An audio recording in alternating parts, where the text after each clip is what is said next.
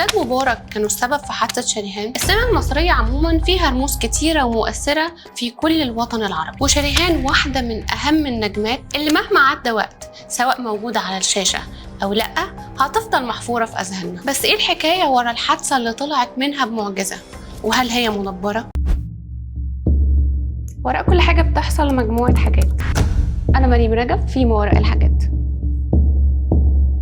بص يا سيدي، في محورين مهمين قوي في القصة دي، بس الأول خلينا اديلك فكرة عن شريهان ملكة الفوازير وعن حياتها. شريهان أو شيري خورشيد اتولدت سنة 1964 في أرقى الأماكن في القاهرة في حي الزمالك، بنت عواطف هانم، واحدة من أهم سيدات الأعمال، واللي اتجوزت أحمد خورشيد مصور سينما ومدير تصوير، واللي اتجوزته علشان تكون واحدة من أهم نجمات السينما، ووعدها بده ولكنه خلف وعده. وهو كان من عيلة كبيرة، وخلفوا أول طفل ليهم عمر خورشيد، أشهر عازف جيتار، واللي عبد الحليم كان بيقول عنه إنه صاحب الأصابع الذهبية. وكمان كان عمر نقطة فارقة جدا في حياة شريهان. المهم إن الجواز ده فضل 10 سنين وبعدين انفصلوا، وساب ليها فلوس كتيرة جدا في البنوك، حتى شقة الزمالك. شريهان الشقاوة اللي شفناها دي كانت نتيجة إن هي اتربت في بيت فني، بترقص وبتغني وبتلعب باليه حتى الباتيناج، وفضلت في معهد لدراسة الباليه 3 سنين في فرنسا، وده ساعدها تدخل في عالم الفن بسرعة الصاروخ. ولكن هي بنت زوات برضه، خافت أمها عليها من الوسط الفني والضغوط اللي ممكن تخليها تقبل أي أدوار،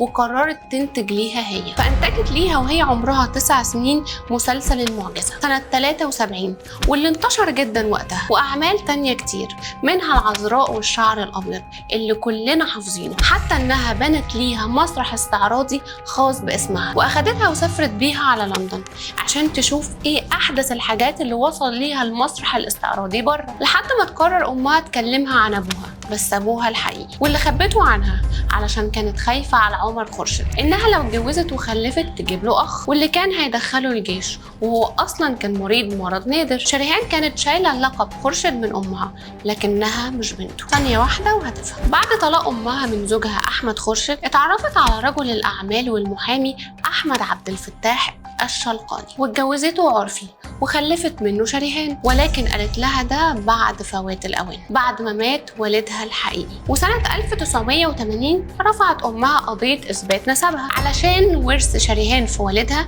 اللي حاربت كل عيلته عشانها، وبالفعل تم إثبات نسب شريهان ليه، وكان عمرها وقتها 16 سنة، وحياتها من هنا أخدت منحنى تاني خالص. بعدها بسنة مات أخوها عمر خورشيد في حادثة، وبعدها ب6 سنين ماتت أمها بعد صراع مع مرض السرطان، ويجي الدور على شريهان.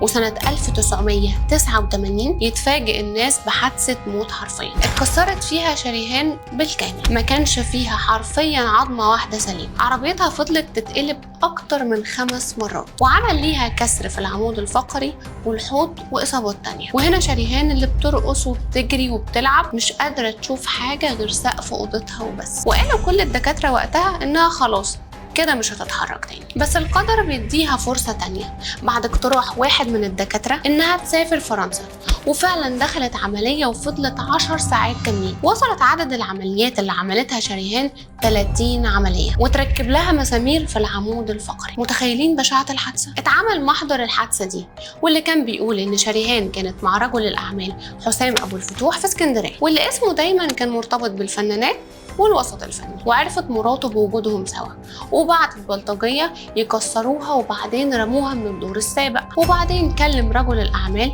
واحد من المعارض وطلب منهم عربية متكسرة على طريق مصر اسكندرية الصحراوي، وقال إن هو وشريهان تعرضوا لحادثة، وده كلام المحضر. وأكدت شريهان الكلام ده، وبعدين رجعت نفته وقالت انها كانت في اسكندريه لوحدها، وانها عملت الحادثه دي لوحدها، وان سكرتيرها هو اللي كلم حسام ابو الفتوح بحكم الصداقه والقرابه مع عيلتها. وده المحور الاول في الحادثه، واللي كان سبب في السيناريو الثاني واللي انت بتسمع عشانه الحلقه دلوقتي. شريهان كانت على علاقه قويه بكل اسره الرئيس الراحل مبارك، وكانوا اكبر داعمين ليها ولموهبتها. وبعدين ابتدى يظهر كلام عن وجود علاقه بينها وبين جمال مبارك، وخصوصا بعد تسريب صور ليه وهو بيحضر تصوير الفوازير بتاعتها لساعات، وان سوزان مبارك وصل لها خبر وطلبت يبعد عنها، وبالفعل بعد. وكان في واحد من الجرايد وقتها بيلمح بعلاقتها مع علاء مبارك وانه طلب يتجوزها، وهنا سوزان تدخلت بجد بانها تطلب من صفوت الشريف